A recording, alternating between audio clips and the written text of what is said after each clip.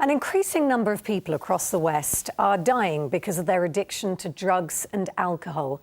In 2004, 491 people died. Last year, that figure rose to 522. Public Health England estimate that treating sufferers is costing the whole country £36.4 billion. Now, to give you an idea, that's the same amount as was spent on defence in 2015. Well, now experts are warning that further lives are being put at risk because of funding cuts to rehab centres. In Bristol, this has led to one centre turning to the private sector for financial help. Here's our Home Affairs correspondent, Charlotte Callan. The more isolated I became, the further I guess I sank, and I ended up homeless. I was a homeless street beggar and street junkie. There's no other word for it. Radcliffe said he'd given up hope before he came here to Chandos House, Bristol's only residential rehab centre for men. I had complete organ failure and spent 2 months in a coma. And don't really remember much about it, other than the fact that my family were told, my children were told, and they were all terrified. They thought I was going to die. After being abused at boarding school, he says he fell into a world of drink and drugs. But then his doctor suggested help.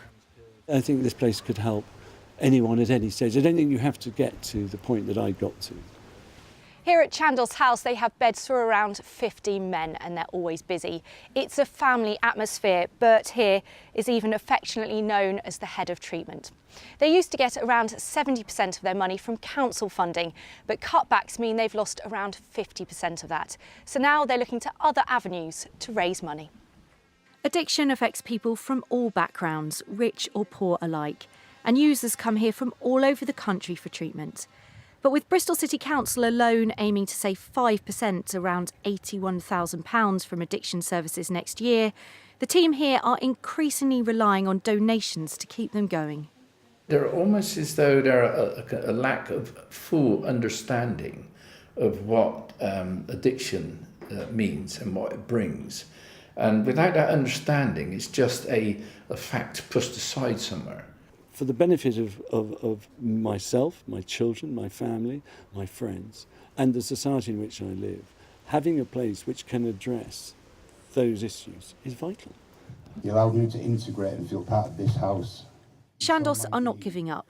They've secured £150,000 of private money from Resonance, a local social enterprise scheme. They've increased the number of beds here too and intend to row to Westminster to raise the need for more funding with MPs. Charlotte Callan for BBC Points West in Bristol.